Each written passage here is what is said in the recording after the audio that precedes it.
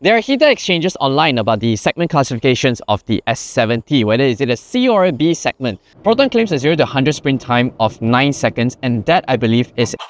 The sunroof itself is actually quite tiny, definitely not a game-changing feature. So in this case, the S70 is Proton's answer to the Honda City, Toyota Vios, Nissan Almera MG5, turbocharged performance, stylish appeal with C-segment sophistication. But if you take away all the showroom fluff, is the S70 still the top pick? Let's find out. My name's Adrian, I'm all about the details, and you're watching cDrive.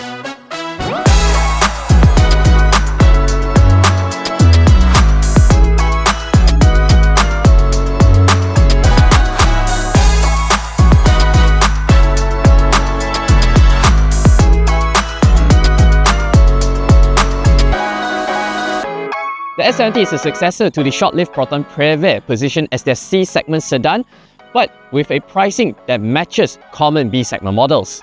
There are heated exchanges online about the segment classifications of the S70, whether is it a C or a B segment.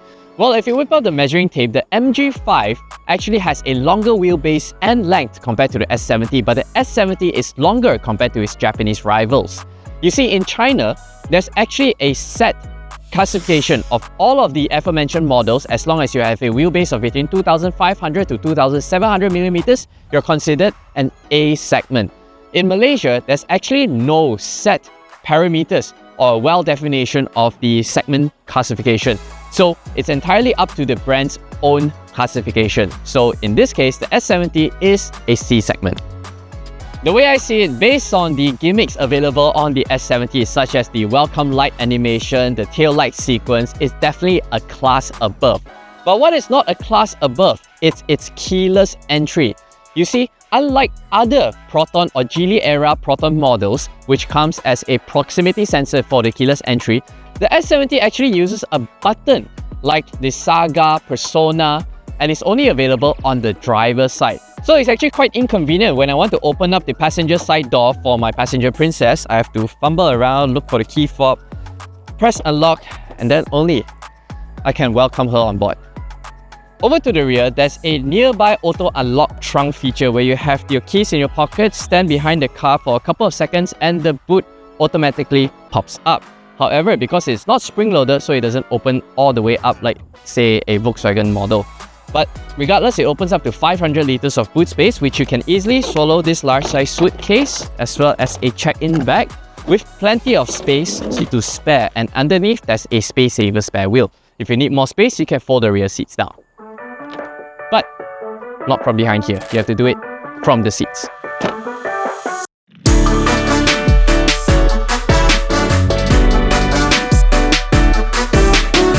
Seated inside, other than the two big screens, the rest of the cabin actually has a relatively simple design. You get a row of physical buttons for the climate control only, the 360-degree camera, parking sensors, drive mode selection, and even the sunroof controls has to be operated via the center screen here. The sunroof itself is actually quite tiny, definitely not a game-changing feature. I would much rather omit this and elevate the cabin experience with features such as contrast stitching like the City, ambient lighting like the Toyota Vios, contrasting panels like MG5. This, I would say, is a little bit too serious, too executive-like compared to its handsome exterior.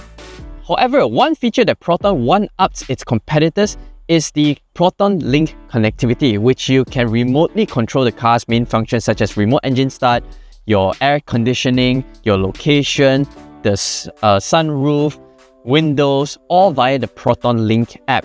For the price tag of under 95,000 ringgit, this is the only car that comes with 4G connectivity. Now, unlike its donor car, the Geely M Grand, Proton has elevated this cabin compared to its donor car. For example, you get a shift-by-wire gear selector which you push and pull twice to engage the gear, as well as a much crisper upmarket instrument cluster as you've seen in the X90. Now, this instrument cluster, like I've mentioned in my X90 review, is that it's not the most straightforward to use, despite being very clear, crisp, fluid to use. The center digital screen can be divided into two sections, the left and the right section. Now, to operate the left side trip computer, you have to press the trip button on the left side signal stop, and over to the right hand side, you have to first press this button to engage the instrument cluster controls and then navigate around. Now, if you notice, once you press this button, nothing happens. You first have to press this center OK to clear off whatever messages you have on screen, then you can access the car's menu. To place your large-size water bottles, you can place them over to the side door bins, one on each side. Otherwise, you can place one over the center console down here, as well as this relatively deep center armrest so that you and your passenger can stay hydrated. Over to the passenger side is actually quite a snug fit. To open up the glove box, it's this button right here. There's a teh tarik hook that supports up to 2 kilograms in weight, a tray for you to place your mobile phone right here. Now, this USB port is actually for the infotainment connectivity, not for your charging. To charge up your mobile phone, there's actually a USB Type-C fast charging port underneath there, wireless charging tray, or you can run a USB Type-C cable from the rear. The side door bins also fits a large-size water bottle to stay hydrated. Lastly, the vanity mirror is quite a simple outfit. There's no vanity light whatsoever. In the back seats, I have the front seat adjusted to my usual driving position. I'm 175 cm tall. I have about 3 tennis balls worth of knee room. And based on my height, I'm seated back here. It's actually quite a comfortable experience because the seat back here is very supportive over to the lumbar area, and it's not too all the way upright, or it's not too slouching all the way backwards. And this bench actually has quite supportive over to my thighs, so I'm actually pretty comfortable here. Center armrest, yeah, not a bad place. Not the most spacious, but not a bad place.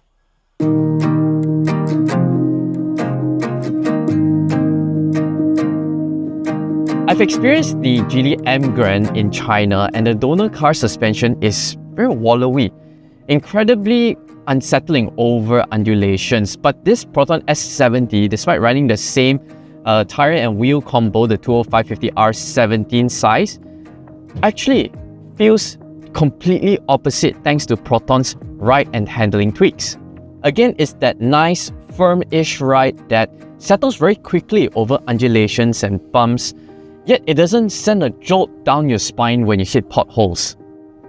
Being the lightest car among the Geely era models running on the BMA platform, 1,312 kilograms, and among the lightest car in the C-segment sedans, the S70 is actually very light on its feet in town. Overtaking is a breeze, front end is agile, and the 1.5 3-cylinder turbo MPI engine and the 7th DCT doesn't feel as rough. It's the smoothest among all its other Proton siblings equipped with this powertrain combo, because the engine doesn't have to work as hard to lug the car around. Now, is it as smooth as CVT equipped cars? Well, not quite, but it is as smooth as 680 equipped cars. So rest assured you're getting a smooth operator in town.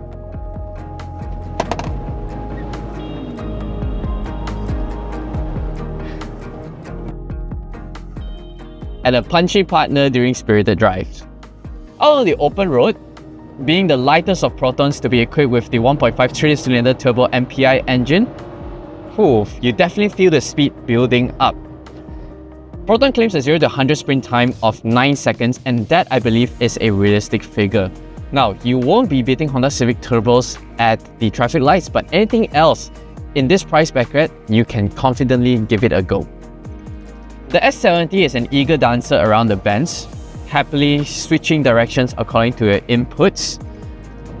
There are 3 drive modes, which alters the steering feedback a little bit, but the differences are negligible.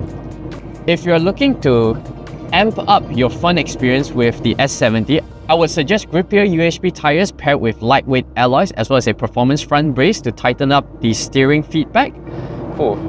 That's gonna keep you grinning for quite some time.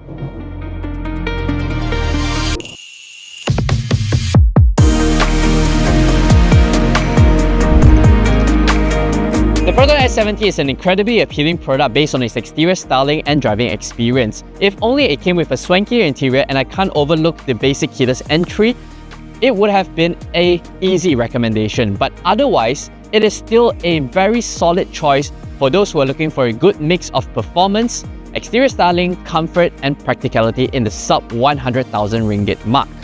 So the next time you're out for a test drive, make sure to remember all the intricate details of the S70 from my video to help you make your purchase decision. My name's Adrian, thanks for watching C-Drive, and make sure to subscribe to my YouTube channel for more detailed videos like this. Bye-bye.